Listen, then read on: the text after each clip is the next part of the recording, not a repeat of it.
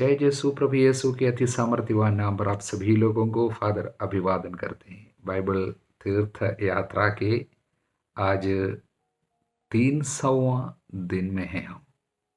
बहुत सुंदर बात है, प्रभु को धन्यवाद देने का दिन है। मनन करेंगे प्रवक्ता ग्रंथ के 38वां अध्याय पर, यिर्मयाह के 41-42 अध्यायों पर, मार्कुस के सुसमाचार के 12वां अध्याय पर और प्रवक्ता ग्रंथ के 38वां अध्याय।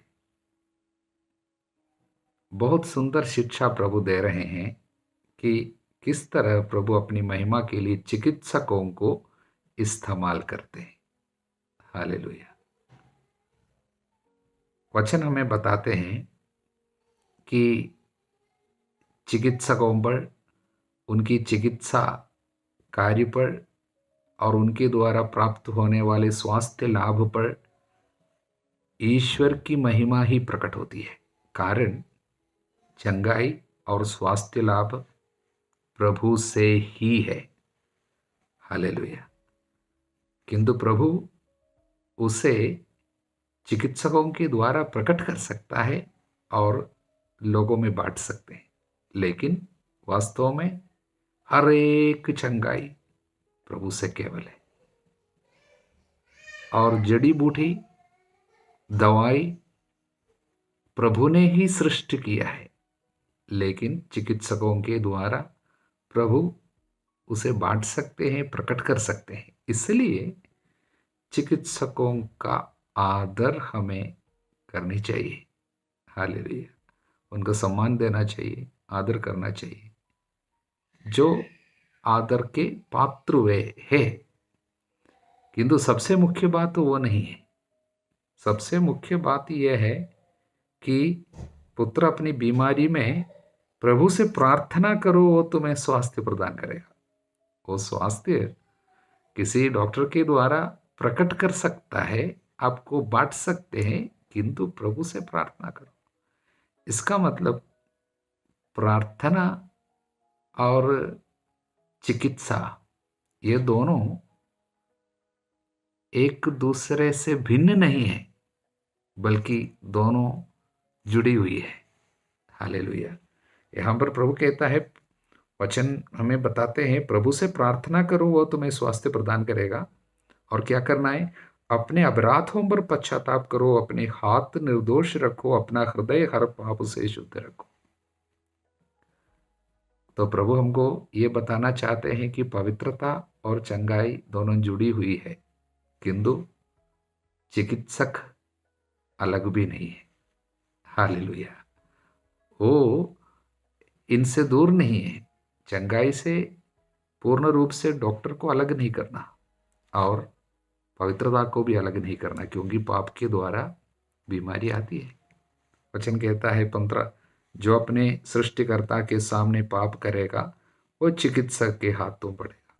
तो इसके द्वारा एक सुंदर शिक्षा, दवा और दुआ दोनों एक दूसरे से अलग नहीं होनी चाहिए, बल्कि एक दूसरे से जुड़े रहना चाहिए। हालेलुया। ये दोनों संग संग चलते हैं, लेकिन एक बात दिल में, दिमाग में छप जानी चाहिए, हर एक चंगाई प्रभु से केवल आती है। हालेलुया। दूसरा संदेश इस अध्याय पर वो है, अपने हृदय को शोक में डूबने नहीं देना। शायद किसी प्रियजन की मृत्यु के कारण शोक मनाना चाहिए, दुख जरूर होगा। यदि अपना प्रियजन मर जाते हैं और आपको बिल्कुल दुख नहीं होता है, तो ये तो सही बात नहीं है। दुख तो होना चाहिए, किंतु अपना हृदय शोक में डूबने नहीं देना, क्योंकि उससे मृत्यु उत्पन्न होती है। इसलिए तो हम कुरिन्थियों के दूसरे पत्र अध्याय 7 वचन 10 में पढ़ते हैं, संसार के दुख से मृत्यु उत्पन्न होती है, किंतु एक ऐसा दुख होता है जो ईश्वरीय है, प्रभु इस्तेमाल करता है। ऐसा एक दुख है, उससे पश्चाताप होता है, मन परिवर्तन होती है, मुक्ति होती है, उसमें खेद का प्रश्न ही नहीं उठता, उद्धार का कारण हो जाता है। किंतु यह सांसारिक दुख जिससे मृत्यु उत्पन्न होती है उससे दूर रहना चाहिए। और प्रभु का वचन कहता है कि शोक शोक को दूर क्यों करना चाहिए, उसे हटाओ, अपनी अंत गति पर विचार करो, जीवन के अंत के बारे में सोचो, इसलिए दुखी क्यों रहना है। हमको नहीं पता कितना दिन बाकी है, इसलिए आनंदित रहना, प्रभु में आनंद मनाना। हालेलुया। और अंत में और एक शिक्षा इसमें है, वो यह है कि अलग अलग काम धंधों में प्रकट होने वाली ईश्वर की महिमा और प्रज्ञा, लेकिन काम धंधे के बीच में अनेक लोग इस बात को भूल जाते हैं कि इस पे ईश्वर की महिमा प्रकट होती है और ईश्वर की प्रज्ञा ही हमें ये सब करने के लिए शक्ति सामर्थ्य देता है। कई लोग उस बात को भूल जाते। उदाहरण के लिए हल चलाने वाला किसान, उसमें कितनी प्रज्ञा है, कैसे हल चलाते हैं, कैसे बीज बोते हैं और कैसे अपने जानवरों को चारा देना चाहिए समय पर, ये सब ज्ञान है। लेकिन उसके विषय में वो सोचता नहीं, वो पूरा समय काम काम काम धंधे पे अपना दिमाग पूरा लगा देता है, बाकी कुछ भी सोचने के लिए उसके पास समय नहीं है। इसलिए वचन कहता है जो काम धंधों में नहीं फंसा रहता है वही प्रज्ञ बन सकता है। इसमें प्रज्ञा है लेकिन प्रज्ञ नहीं है। प्रज्ञा काम करता है लेकिन उसको समझ में नहीं आता ये क्या चीज है। हालेलुया। आगे शिल्पकार के बारे में, कारीगर वो कितना सुंदर शिल्प बनाता है, उसके हाथों की कृतियां कितने सुंदर होती है, इसमें प्रभु की महिमा ही प्रकट होती है। लेकिन उसको इसके विषय में सोचने के लिए सब फुर्सत नहीं है, वो देर रात तक अपना काम करता रहता है। यही हाल लोहार का भी है, जो निकाय के पास बैठ मन लगाकर लोहे का काम करता है, वो देर रात तक ये काम करता है।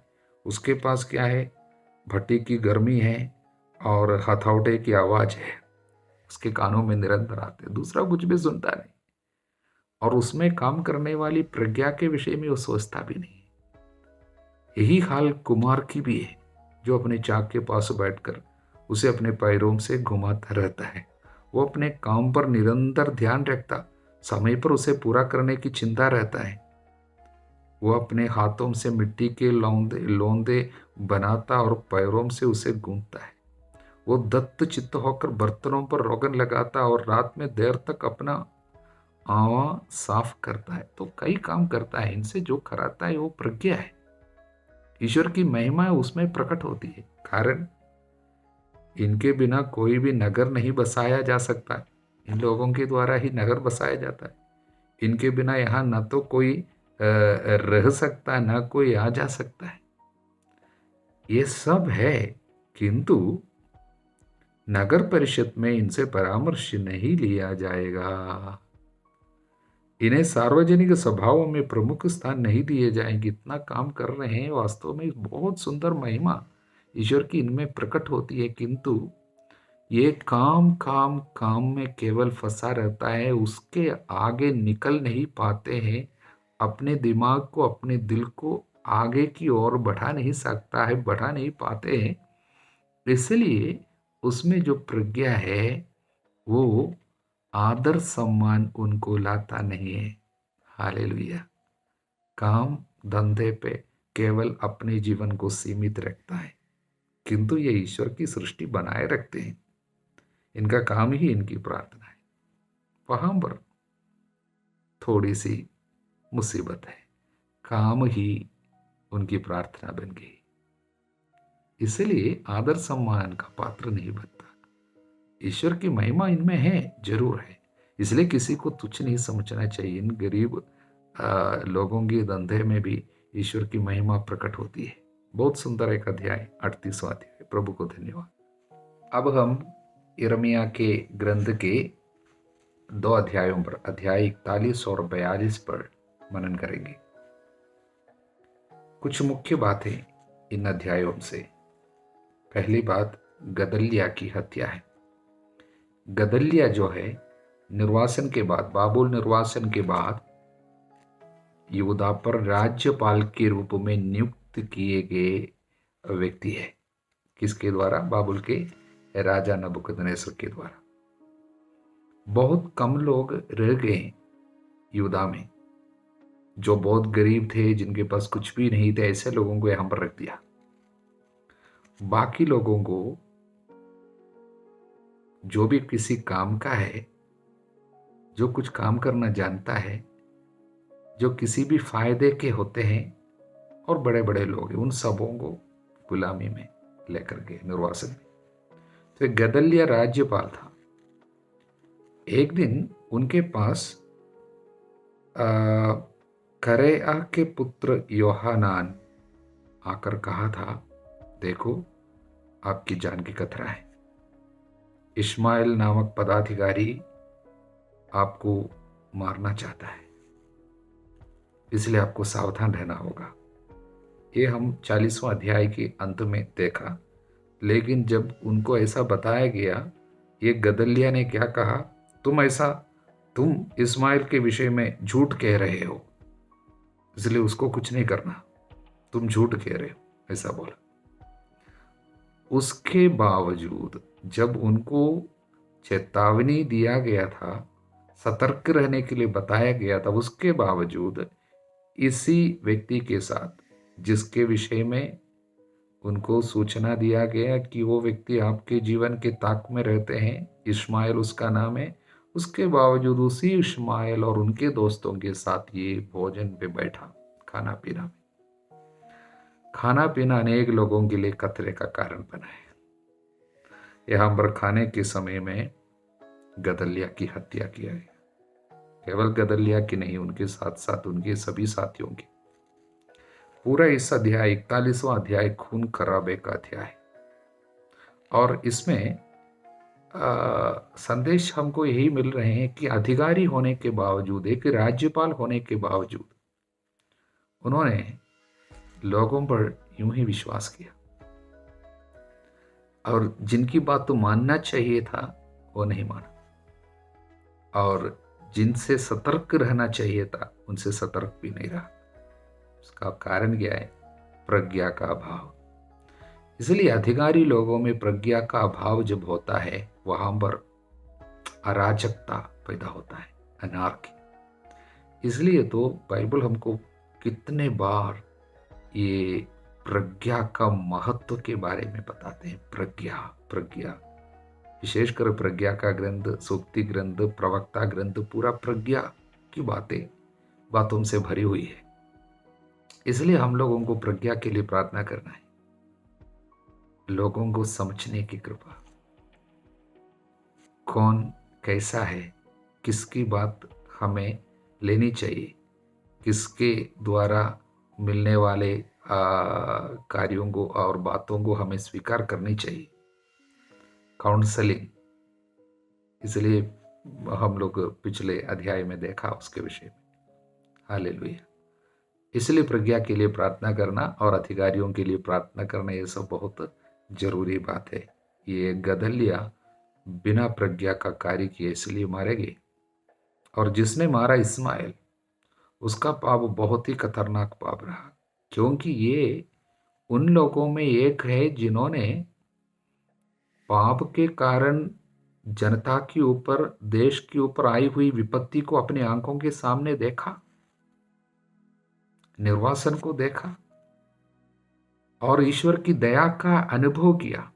बाकी अनेक लोग मारे गए, अनेक लोग निर्वासन में, गुलामी में लिए गए, लेकिन ये देश पर रहने के लिए अनुमति इनको मिली, प्रभु की दया का अनुभव करने वाला व्यक्ति, लेकिन जीवन नहीं बदला।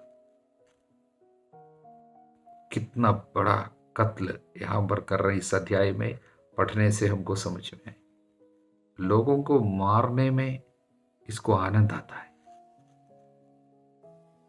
जान से मारने में इनको आनंद आता है। इस तरह हृदय पत्थर जैसा हो गया ऐसा एक व्यक्ति, ईश्वर की दया पाने के बावजूद दूसरों पर दया नहीं करता है, उन लोगों पर कठोर दंड जरूर आएंगे।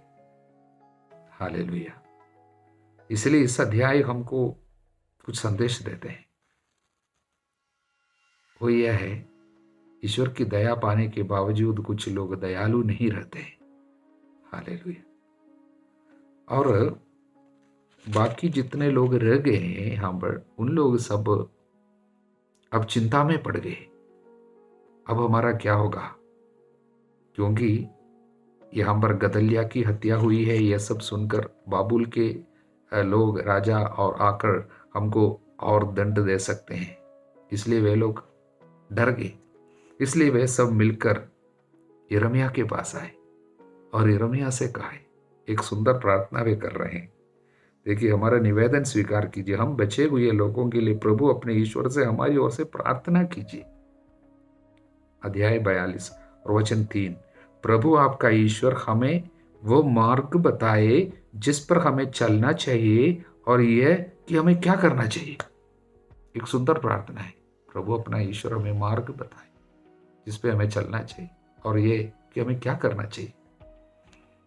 हालेलुया।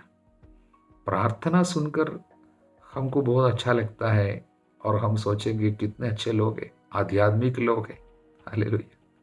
इन लोग ऐसी प्रार्थना सब करते हैं, किंतु आगे पढ़ने पर हमको पता चलता है इन लोग भले ही प्रार्थना सब किया, यिर्मयाह से कहा कि आप प्रभु से मांगिए। यिर्मयाह प्रार्थना कर कर कर 10 दिन के बाद प्रभु ने उत्तर दिया। 10 दिन प्रार्थना किया। ये दूसरा संदेश क्या है? जल्दीबाजी में शायद प्रभु कुछ बोलेगा नहीं। ये प्रभु के इतने करीब रहने वाला आदमी है यिर्मयाह, उसके बावजूद 10 दिन प्रार्थना करने के बाद प्रभु उत्तर दिया। हालेलुया। प्रभु अपने समय में बोलेगा।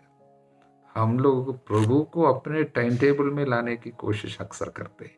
आज हम मांगते हैं अभी अभी उत्तर दे दो, अभी शायद नहीं होगा। हालेलुया।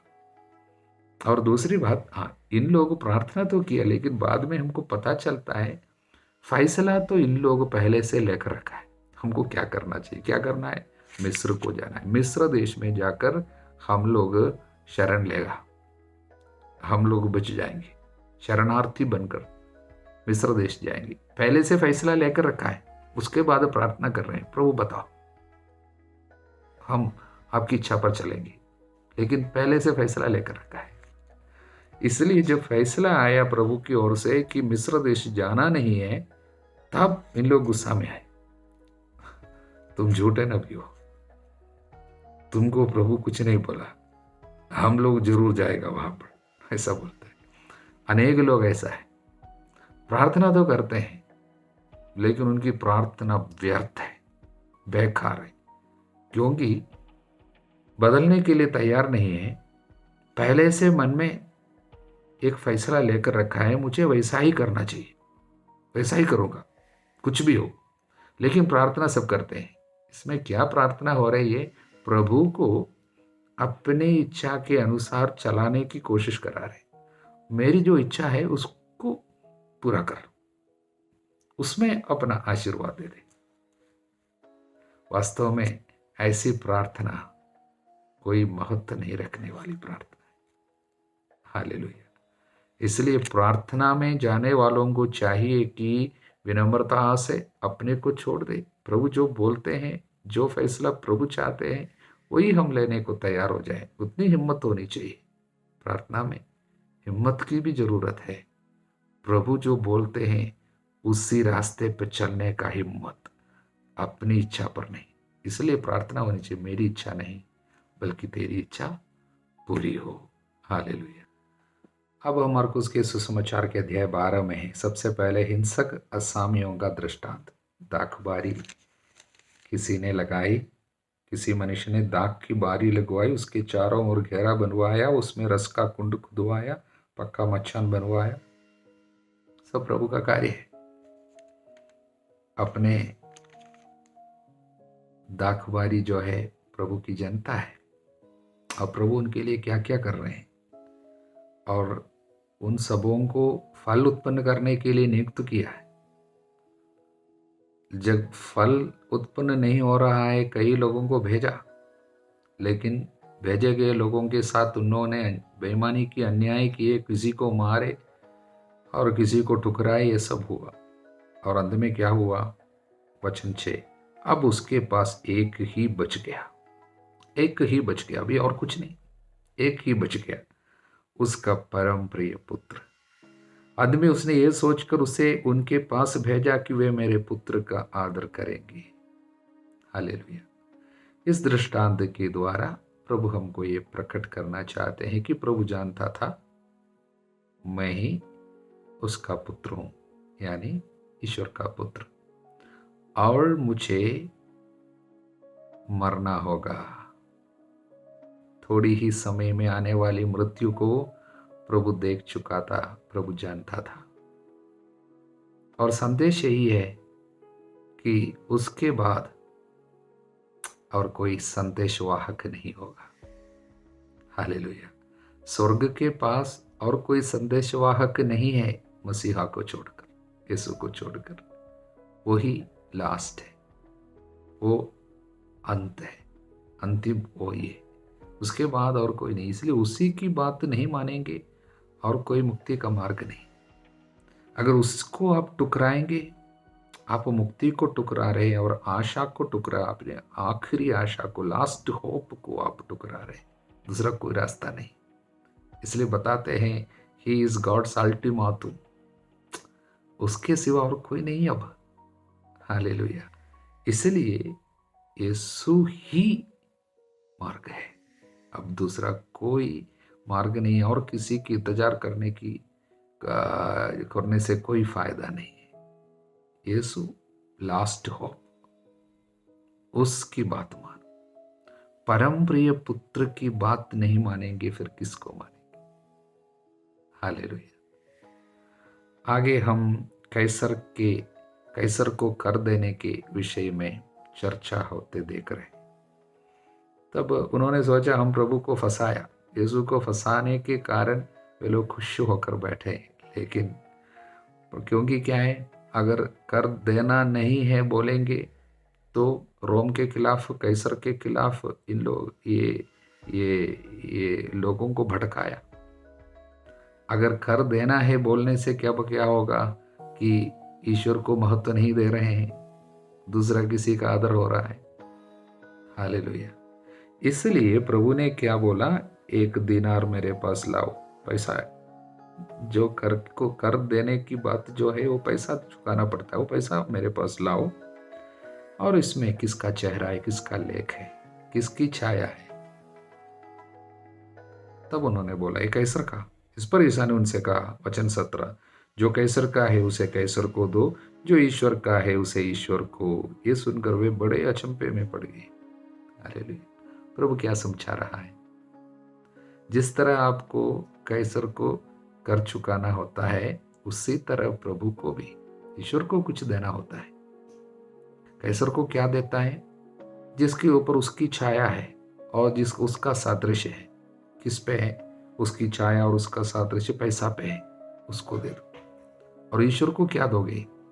जिस पे उसकी छाया और उसका सादृश्य पड़ा हुआ है, जिस पे उसकी छवि है, जिस पे उसकी छाया है, the image and likeness of God. कहां पे है? यहां पे है। क्योंकि वचन हमको बताते हैं मनुष्य को उसने अपनी छाया और सादृश्य में बनाया। इसलिए जिस पे उसकी छाया है उसको दो। किसको देंगे? अपने आप को पवित्र सुग्राह्य बलि के रूप में चढ़ाने के लिए। रोमी अध्याय 12 वचन 1 यही है। हम जो है प्रभु के, पैसा और दुनिया की सांसारिक चीज उधर स्टेट का है। हालेलुया। और प्रभु का है। इसके द्वारा प्रभु हमको संदेश क्या दे रहे हैं कि सब कुछ कैसर का नहीं है। हालेलुया। कैसर का एक लिमिट होता है, यानी स्टेट का एक लिमिट होता है। दुनिया के राजा और अधिकारियों के अधिकार की एक लिमिट होता है। हालेलुया।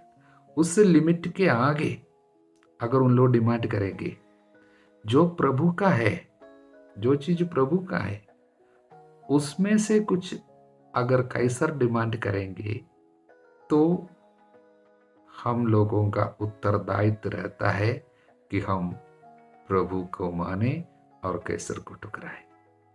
हालेलुया। जो कैसर का है उसको दे सकता है, लेकिन जो प्रभु का है केवल प्रभु को देना।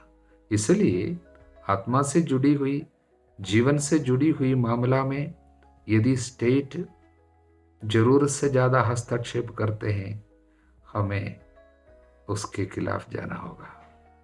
हालेलुया। प्रभु की आज्ञा मानना होगा। इसलिए तो हम अनेक जगह में, दुनिया के अनेक जगह में प्रभु के लोग स्टेट के खिलाफ किसी बात पर उठ खड़े हो रहे हैं, विशेषकर अबॉर्शन से जुड़ी हुई मामला में, और पुरुष पुरुष के साथ स्वर्ग लैंगिकता, समलैंगिकता के विषय में, और समलैंगिक लोगों के बीच में शादी हो सकते, इस तरह की बातों में स्टेट के खिलाफ, कैसर के खिलाफ ईश्वर की जनता को खड़ा होना पड़ रहे हैं। क्योंकि जो कैसर का है कैसर को दे सकता है, लेकिन जो ईश्वर का है वो कैसर को नहीं देता। उस पर हस्तक्षेप करने का अधिकार उनको नहीं है। प्रभु को धन्यवाद। हालेलुया।